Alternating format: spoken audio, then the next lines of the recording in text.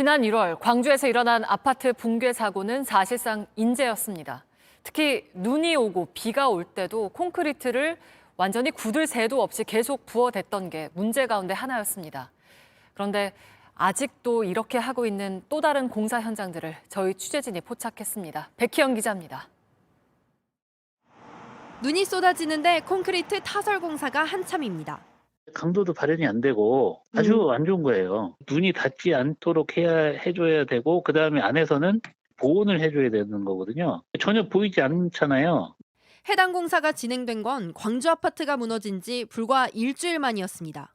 당시 아파트 연쇄 붕괴의 원인으로 폭우와 폭설 속에 콘크리트 타설을 강행했기 때문이라는 분석이 나왔던 상황. 실제 2달에 걸친 국토부 조사에서도 기준에 미달한 콘크리트 강도가 원인으로 꼽혔습니다. 콘크리트 타설과 양생 과정에서 품질 관리가 부실했단 건데 비가 오고 눈이 올 때도 공사 진행을 했던 만큼 이는 예견된 일이었습니다. 악천 후엔 작업을 중지해야 한다는 고용노동부 지침이 있습니다. 하지만 구체적인 규정은 없다 보니 폭설과 폭우에도 콘크리트 타설이 관행처럼 이어지고 있습니다. 태풍과 장마로 인해 엉망이 된 공사 현장. 굳지 않은 시멘트가 빗물에 의해 한쪽으로 쏠려 내려갑니다.